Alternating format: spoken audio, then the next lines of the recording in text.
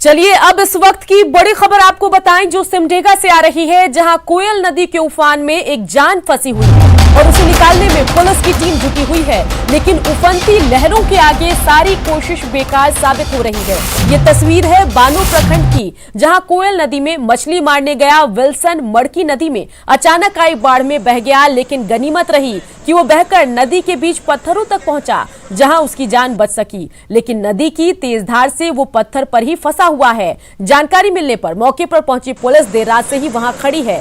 थाना प्रभारी इस प्रयास में जुटे हैं कि उसे किसी तरह बाहर निकाला जाए, लेकिन नदी की तेज धार के आगे सारी कोशिश बेकार साबित हो रही है। जिले में एनडीआरएफ की टीम मौजूद नहीं है, ऐसे में पुलिस जलस्तर घटने का इंतजार कर रही है ताकि विल्सन को सुरक्षित बाहर निकाला जा सके। बानो थाना प्रभारी प्रभात कुमार नदी के पास ही कैंप कर रहे हैं और हालात पर उनकी नजर टिकी हुई है।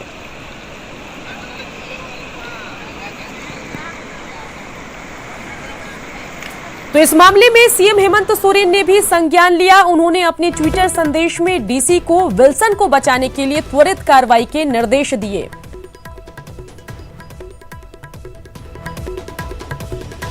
तो सिमडेगा से तस्वीर आपको दिखा रहे हैं। देखिए कोयल नदी के बीचों बीच ये पत्थर है जिसमें विल्सन की जान फंसी हुई है। बता दें कि इसी पत्थर के सहारे वो बचा हुआ है। ये यहाँ पर कोयल नदी में मछली मारने के लिए पहुंचा था, लेकिन अचानक से तेज बहाव में ये बह गया और बीच नदी में मौजूद इस पत्थर पर खड़े होकर इसने अपनी जान बचाई। लेकिन अब दिक्कत ये आ रही है कि इसे यहां से निकालने का कोई रास्ता नहीं दिख रहा। एनडीआरएफ की टीम यहां पर मौजूद नहीं है। पुलिस कल रात से ही कैंप कर रही है। बहाव के धीरे होने का यहां पुलिस इंतजार कर रही है, लेकिन अब तक इसे बाहर निकालने की कोशिश जो है वो कामयाब साबित नहीं हुई है। और इन सब के बीच जब इसकी जानकारी मुख्यमंत्री हेमंत सोरेन को लगी तो उन्होंने भी इस पूरे मामले पर ट्वीट किया और तुरंत इसकी जान बचाने के लिए कवायद शुरू करने की अपील की।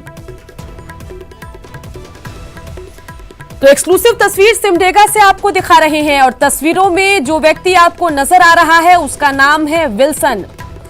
श्रीराम पुरी हमारे संवाददाता सिमडेगा से हमारे साथ जुड़ गए हैं। श्रीराम, ये जरा बताइए कि अभी ताजा स्थिति क्या है। कल रात से पुलिस यहां पर कैंप कर रही है, अगर इलाके में एनडीआरएफ की टीम नहीं है तो बाहर से उसको बुलाने की कोशिश क्यों नहीं की गई? ये देखिए, मछली पड़ने के बाद ये बहकर चला गया, चट्टान में बैठा हुआ है। और जब खबर मिली तो पुलिस पहले सुबह 3 बजे से वहां पर कैंप कर रही है। सिमडेगा एसपी इसे गंभीरता से लिया है और सिमडेगा एसपी ने चलिए बने रहिए श्रीराम। प्रभात कुमार बानो थाना प्रभारी भी हमारे साथ जुड़ गए हैं। प्रभात कुमार जी, स्वागत है आपका न्यूज 18 बिहार झारखंड में।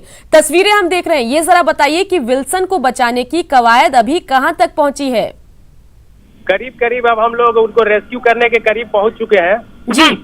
हमारी जो एनडीआरएफ की टीम है आधे घंटे में पीओ के आसपास में रहेगी, उसके बाद हम लोग उनको रेस्क्यू कर लेंगे। जी प्रभात कुमार जी, ये जरा बताइए कि ये व्यक्ति तब से ही वहां पर बैठा हुआ, क्या इसके कुछ खाने पीने का इंतजाम अभी हो पाया है या वो भी मुश्किल था? जी, खाने पीने का इंतजाम हम लोग प्रयास कर रहे हैं कि उन तक पहुंचाया जाए। और वो कल शाम से ही बैठे हुए हैं उस चट्टान पर। और इन सबके बीच क्या आपकी बातचीत इनके परिजनों से हुई? उन्होंने आपको क्या कुछ कहा? उनके परिजनों से भी बात हुई है, वो भी यहीं पर कैंप कर रहे हैं। उन्होंने हमारे आने से उनको काफी प्रोत्साहन मिला है और साथ ही उनको एक विश्वास भी है कि चलो मेरे परिजन का रेस्क्यू किया जा रहा है। चलिए प्रभात कुमार जी, ये जरा बताइए कि ये जो टीम है एनडीआरएफ की वो कहां से पहुंची है? कल रात से आपको जानकारी थी, इस टीम को पहुंचने में इतना वक्त क्यों लगा? इतना वक्त नहीं लगा, उन लोग को मैसेज लेट से मिला है, इस कारण थोड़ा लेट हुआ है, लेकिन फिर भी वो पहुंच रहे हैं। चलिए, अच्छी बात यह है कि अभी तक आप घटनास्थल पर मौजूद हैं, नजर अपनी टिकाए हुए हैं। अब क्या लग रहा है, जैसा कि आपने बताया कि आधे घंटे में एनडीआरएफ की टीम पहुंचेगी, तो वहां से रेस्क्यू में कितना वक्त लगेगा? रेस्क्यू में ज्यादा टाइम नहीं लगेगा, जैसे ही पहुंचते हैं विदिन हाफ आवर हम उनको रेस्क्यू कर लेंगे। चलिए, इस पूरे मामले पर मुख्यमंत्री भी सजग है, उन्होंने भी ट्वीट किया। क्या मुख्यमंत्री से आपकी भी कोई बातचीत हुई है क्या? जी, अब तक तो नहीं हुई है।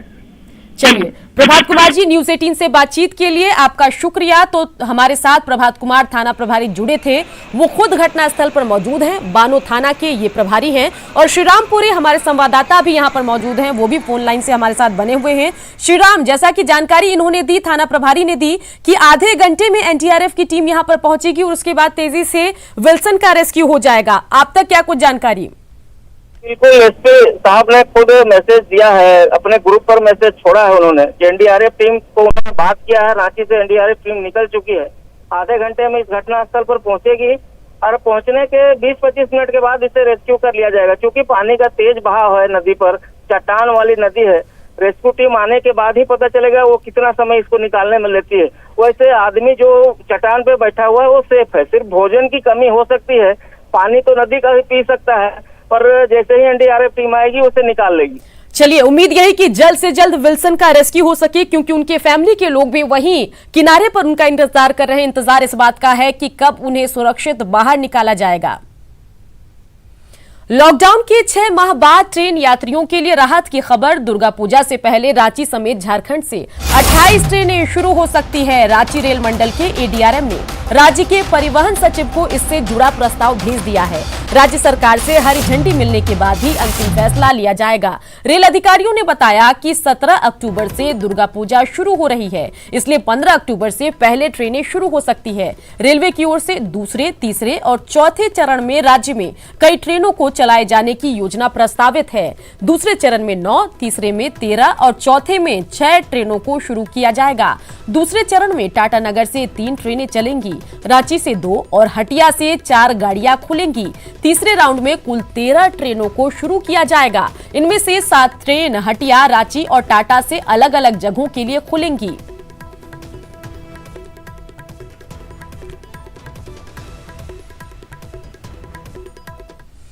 झारखंड में कोरोना के 933 नए संक्रमित मिलने के साथ ही राज्य में कोरोना संक्रमितों की संख्या 87,210 हो गई है। वहीं पिछले 24 घंटे में 9 कोरोना संक्रमितों की मौत के साथ ही कोरोना से मरने वालों की संख्या 743 हो गई। झारखंड का कोरोना अपडेट दे रहे हैं रांची संवाददाता उपेंद्र कुमार। 24 घंटे में झारखंड में कोरोना से 9 और लोगों की मौत हुई है और इस तरह से राज्य में कोरोना से मरने वालों की संख्या 743 तक पहुंच गई है। अगर बात करें कि पिछले 24 घंटे में सबसे ज्यादा मौत कहां हुई है तो यह आंकड़ा रांची के नाम है। रांची में पिछले 24 घंटे में 3 लोगों की मौत हुई है, जबकि पूर्वी सिंहभूम में 2, लातेहार में 2, पश्चिम सिंहभूम में 1 और चतरा में 1 कोरोना पॉजिटिव की इलाज के दौरान मौत हो गई है। अगर बात करें तो इस दरमियान में पूरे झारखंड में 933 कोरोना के नए संक्रमित मिले हैं और इस तरह से राज्य में कोरोना संक्रमितों की संख्या बढ़कर 87,210 हो गई है। सबसे ज्यादा केस मिलने वाले 5 जिले रहे। रांची में 374, पूर्वी सिंहभूम में 74, पश्चिमी सिंहभूम में 64, धनबाद में 55 और बोकारो में 49 नए केस मिले हैं। जबकि अच्छी बात यह रही कि इस दरमियान में बड़ी संख्या में कोरोना पॉजिटिव जिनका इलाज अलग अलग अस्पतालों में चल रहा था वो ठीक भी हुए हैं। 907 लोग ठीक हुए हैं और इस तरह से राज्य में कोरोना को परास्त करने वालों की संख्या 75,531 हो गई है। अगर बात करें तो सबसे ज्यादा रिकवरी 291 रांची में हुई है, जबकि पूर्वी सिंहभूम में 119, बोकारो में 69, पश्चिमी सिंहभूम में 53, गोड्डा में 50 कोरोना संक्रमित ठीक होकर अपने अपने घर जा चुके हैं। अच्छी बात यह भी है कि राज्य का रिकवरी रेट अभी भी राष्ट्रीय औसत से ज्यादा बना हुआ है। रांची सहित झारखंड का रिकवरी रेट 86.60% है, जो कि राष्ट्रीय औसत से 2.5% ज्यादा है। यानी कि राज्य में बड़ी संख्या में कोरोना पॉजिटिव ठीक भी हो रहे हैं। कैमरामैन संत के साथ उपेंद्र, न्यूज 18 रांची। कुपोषण प्रभावित राज्य के 12 जिलों के सरकारी स्कूलों में पढ़ने वाले क्लास 1 से 8वीं तक के हर बच्चों को चना गुड़ खाने के लिए सरकार 140 रुपए देने जा रही है। Jharkhand state mid day meal authority ने इसकी प्रक्रिया शुरू कर दी है। केंद्र सरकार से 17 करोड़ रुपए खर्च करने की अनुमति मिली है। इसके तहत हर बच्चे को चना गुड़ खाने के लिए प्रतिदिन 3 रुपए 35 पैसे दिए जाएंगे। इस हिसाब से 42 दिन के लिए एक बच्चे के बैंक खाते में लगभग 140 रुपए ट्रांसफर होंगे। खूंटी, सिमडेगा, दुमका सहित राज्य के 12 ऐसे जिले हैं जो कुपोषण प्रभावित हैं, जहां राज्य सरकार 8वीं तक के बच्चों को फिजिकल फिटनेस के लिए ये राशि मुहैया कराई जाएगी। जानकारी दे रहे हैं रांची संवाददाता भुवन किशोर झा। प्रभावित राज्य के 12 जिलों के सरकारी स्कूलों में पढ़ने वाले 8वीं तक के बच्चों को राज्य सरकार चना गुड़ मद में 140 रुपये मुहैया कराने जा रही है। झारखंड राज्य मध्याह्न भोजन प्राधिकरण ने इसकी प्रक्रिया शुरू कर दी है, जिसके तहत केंद्र सरकार से मिले 17 करोड़ रुपए की राशि को खर्च किया जाएगा। प्रतिदिन हर एक बच्चे को यानी कि 42 दिनों तक 8वीं तक की पढ़ाई करने वाले सरकारी स्कूलों के बच्चों को राज्य सरकार 3 रुपये 35 पैसे के हिसाब से 42 दिनों के लिए उनके बैंक अकाउंट में 140 रुपये ट्रांसफ़र करेगी। खूंटी, सिमडेगा, दुमका सहित राज्य के 12 ऐसे कुपोषण प्रभावित जिले हैं जहां के बच्चों को हेल्थ फिटनेस ठीक करने के उद्देश्य से सरकार ये कदम उठाने जा रही है। कैमरा पर्सन नलिन के साथ भुवन किशोर झा, न्यूज़ 18 रांची। चलिए बढ़ते आगे, रुक करते अगली खबर का। बिहार में पहले चरण के लिए आरजेडी के सीटों के ऐलान का असर झारखंड में दिख रहा है। टिकट की चाहत में खड़े नेताओं के कारण गुलजार रहने वाला केली बंगला आज सुनसान नजर आ रहा है। आरजेडी नेताओं की मौजूदगी के बिना सुनसान दिख रहे केली बंगले का जायजा लिया संवाददाता संजय कुमार सिन्हा ने। बिहार विधानसभा चुनाव में महागठबंधन के तहत सीट शेयरिंग का फार्मूला सामने आ चुका है और जैसे ही सीट शेयरिंग का फार्मूला सामने आया, रिम्स के केली बंगले के बाहर जो हर दिन राजद नेताओं की भीड़ उमड़ती थी वो भीड़ भी अब लापता दिख रही है। हाँ, चंद लोग जरूर आज सुबह में कुछ नेता दिखे, लेकिन जैसे ही न्यूज़ 18 का कैमरा उन्होंने देखा वो भी यहाँ से नदारद हो गए। कुछ लोग जरूर यहाँ पर हैं। आप लोग यहाँ किस लिए आए हैं? लालू जी के दर्शन के लिए आए हैं। कोई टिकट टुकट की चाह है क्या? टिकट हम कोष्टिकार से आए हैं। यही कहना है भगवान से, लालू जी से कि हमारा टिकट सोच के अच्छा उम्मीदवार के दें। अच्छा उम्मीदवार को टिकट दें। आप? हमको भी उम्मीद है कि अच्छा उम्मीदवार को दें। गया जिला से आए हैं। तो देखा अपने कि नेता भले ही नदारद हो गए, लेकिन कार्यकर्ता जरूर इक्का दुक्का यहाँ पर मौजूद हैं। चाह यही है कि अच्छे नेताओं को टिकट मिले और यहाँ जो हर दिन भीड़ उमड़ती थी राजनेताओं की, कहा जा रहा है कि पूरी भीड़ अब पटना शिफ्ट हो गई है। कैमरामैन राजीव के साथ संजय कुमार सिन्हा, न्यूज़ 18 रांची। देवघर में पहले से लागू राष्ट्रीय खाद्य सुरक्षा अधिनियम 2013 के तहत 1,27,000 से अधिक लाभुकों को योजना का लाभ दिया जा रहा है। अब झारखंड राज्य खाद्य सुरक्षा योजना के तहत भी जरूरतमंदों को इस योजना से जोड़ा जा रहा है। योजना के अंतर्गत जिला में 67,000 से अधिक जरूरतमंदों को जोड़ने का लक्ष्य निर्धारित किया गया है। इसके लिए ऑनलाइन आवेदन लिए जा रहे हैं। वहीं विभाग की ओर से इसके लिए प्रखंड स्तरीय टीम के जरिए वास्तविक जरूरतमंदों की पहचान का काम भी चल रहा है। आगामी 15 अक्टूबर तक आवेदन लेने की तारीख तय की गई है।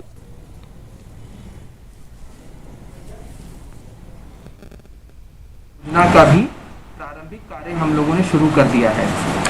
वर्तमान में हमारे जिले में जो हमें लक्ष्य प्राप्त हुआ है वो 67,846 मेंबर्स को जोड़ने का है और हम लोगों ने इस आशय का हर जगह कार्यशाला कराई है। सभी प्रखंडों की टीम्स का गठन किया गया है। जिन लोगों ने ऑलरेडी अप्लाई किया हुआ है उनको पुनः अप्लाई करने की आवश्यकता नहीं है।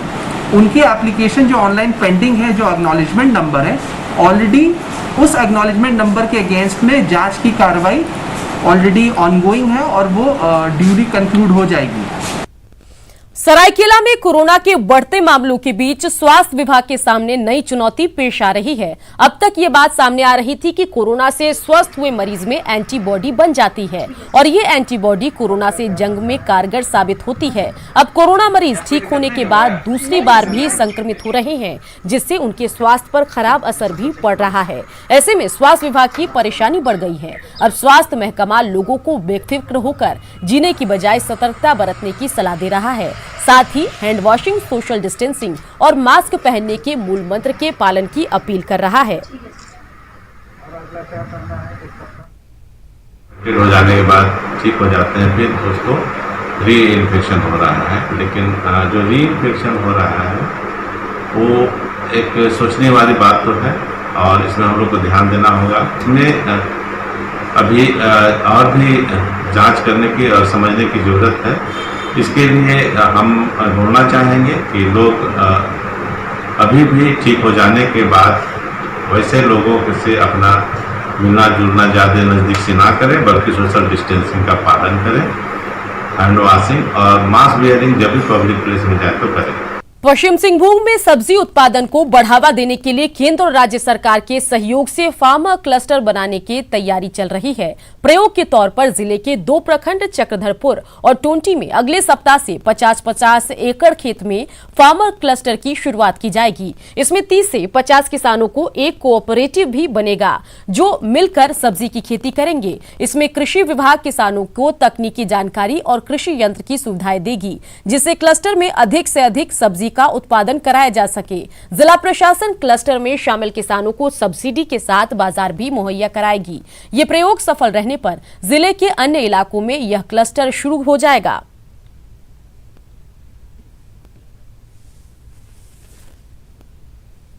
में पड़ता है, दोनों जगह पे हम लोग क्लस्टर्स डेवलप करेंगे और इसके लिए आकांक्षी जिला नीति का भी राशि हम लोग इस्तेमाल करेंगे और वहाँ जहाँ जो मोस्ट सूटेबल लैंड हम लोग लेते हुए वहाँ उनको इरिगेशन का भी सुविधा हम लोग देंगे। माइक्रो इरिगेशन हो या ड्रिप बोरिंग की ज़रूरत पड़ेगा तो वो भी करेंगे और एक ब्रांड क्रिएट करते हुए जो भी कमर्शियल लेवल में बेच सकते हैं, जैसे कि बिग बाज़ार हो या कोई ऐसे संस्था के साथ मार्केटिंग करें जहाँ फार्मर्स की इनकम में बढ़ोतरी हम लोग देख सकते हैं।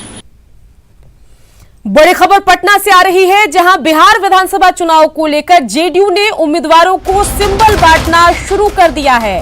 अगियाव से प्रभुराम होंगे उम्मीदवार, जगदीशपुर से कसम लता, जी हां कुसुम लता कुशवाहा, करगहर से वशिष्ठ सिंह उम्मीदवार, झाझा से दामोदर रावत उम्मीदवार होंगे, मोकामा से राजीव लोचन उम्मीदवार होंगे, बरबीघा से सुदर्शन होंगे जेडीयू उम्मीदवार। तो ये है उम्मीदवारों की सूची। हम बात कर रहे हैं जेडीयू की और जेडीयू ने उम्मीदवारों को सिंबल देना शुरू कर दिया है।